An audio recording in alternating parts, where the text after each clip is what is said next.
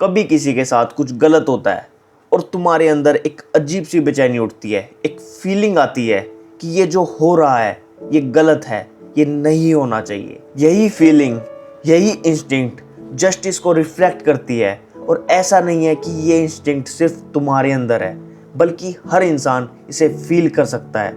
Children's on the playground feel it. Tribals जिनका कोई written law नहीं है, they understand it. Even animals shows the traces of it. तो सबसे पहला सवाल यह है कि अगर जब सब जस्टिस ही चाहते हैं तो सोसाइटी में इतना अनजस्टिस क्यों है? क्योंकि हम जस्टिस को समझने के बजाय रटने लग जाते हैं। हमने जस्टिस को मैकेनिकल बना के रख दिया है। But it is something which we can understand only when we try to look within. Even studies बताती है कि इन्फेंट रिस्पोंड टू फेयरनेस। जिस एज में उन्हें बोलना तक नहीं आता, वे उस एज में अनइक्वल ट्रीटमेंट को रिजेक्ट करना सीख जाते हैं। इस एक्सपेरिमेंट को आप खुद भी कर सकते हैं। आपको 2 बच्चों को बिठाना है, एक को 1 चॉकलेट देनी है, एक को 2 चॉकलेट देनी है। The infant which will be getting 1 chocolate, वो उस चॉकलेट को फेंक देगा, बिकॉज उसको अनइक्वल ट्रीटमेंट समझ में आता है और वो उस अनइक्वल ट्रीटमेंट को जस्टिस और इनजस्टिस से लिंक कर लेता है। Even France day wall research बताती है कि काफी केसेस में पाया गया है कि चिंपैंजी भी अनइक्वल रिवॉर्ड को रिजेक्ट कर देते हैं। अगर आप एक चिंपैंजी को कुकुम्बर देते हैं, वहीं दूसरे चिंपैंजी को ग्रेप्स देते हैं, then the cucumber chimpanzee will throw it back in protest. तो ये कोई बुक की थ्योरी नहीं है, ये एवोल्यूशन है। We are wired for justice. और क्या आपको पता है सोसाइटी में इनजस्टिस क्यों होता है? क्योंकि हमें पता ही नहीं एक इनजस्टिस की वजह से सोसाइटी कितनी बड़ी कीमत चुकाती है। हमें लगता है कि ये इनजस्टिस एक पर्टिकुलर इंसान के साथ हुआ है, but it destabilises the whole system. Injustice एक कॉस्ट के साथ आता है जो टाइम के साथ कंपाउंड होती जाती है। और फिर एक दिन ऐसा आता है जब ज्वालामुखी फटता है, महाभारत होती है, मौत का नंगा नाच। हमें लगता है कि द्रौपदी के साथ गलत हुआ इसीलिए महाभारत हुई। नहीं भाई, पाप का घड़ा भर चुका था इसीलिए महाभारत हुई। आपको क्या लगता है ऐसे वीरों की सभा जो अपनी कुल वधू को निर्वस्त्र होते देख सकते हैं, उन्होंने क्या अपने जीवन में कोई गलत काम नहीं किए होंगे? इवन पांडव कौन सा दूध के धुले थे?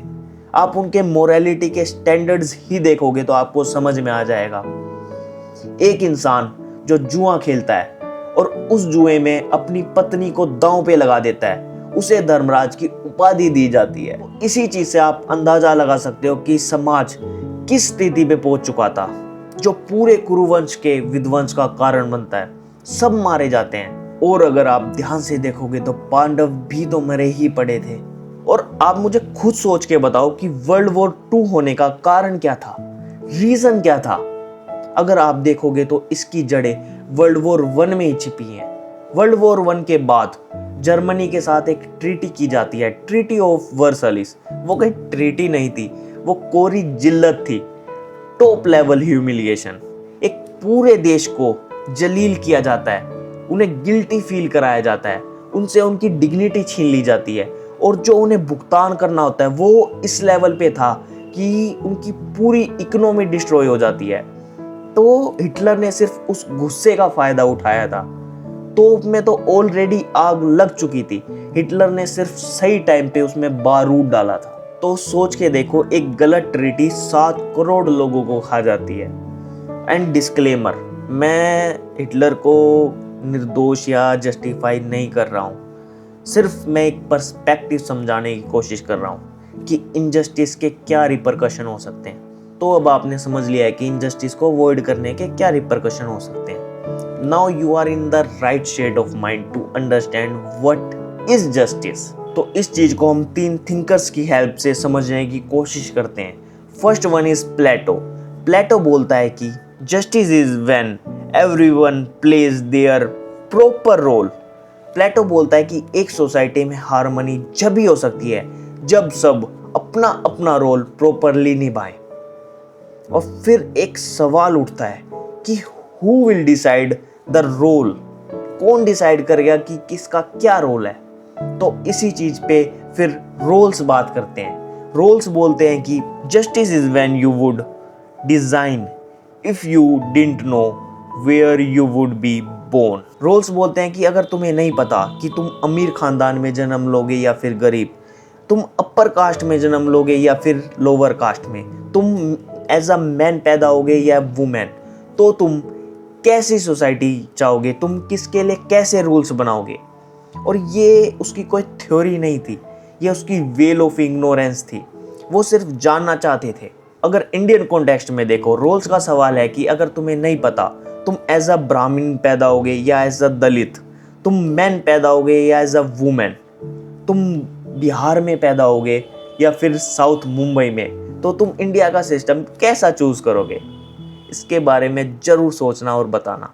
उसके बाद आते हैं अमर्त्य सेन, जो जस्टिस को सोसाइटल कॉन्टेक्स्ट में समझाने की कोशिश करते हैं। वो बोलते हैं कि जस्ट सोसाइटी वही है जहां लोगों के पास रियल कैपेबिलिटीज है to do whatever they want to do, और उनको उसकी राइट वैल्यू मिलती है। और वो बोलते हैं कि justice is not about having perfect institutions on paper. ऐसे देखा जाए तो इंडियन कॉन्स्टिट्यूशन भी परफेक्ट है, तो क्या इसका मतलब इंडिया इज जस्ट? सोचो। So justice is not a luxury, it's not something that we think कि एक बार डेवलपमेंट कर लेते हैं फिर जस्टिस के बारे में सोचेंगे, एक बार थोड़ी सी जीडीपी बढ़ा लेते हैं, थोड़ा इंफ्रास्ट्रक्चर लगा लेते हैं, फिर जस्टिस के बारे में सोचेंगे। But justice is development. Guys remember this thing, a society where people don't feel treated fairly, that society is bound to pay unacceptable cost.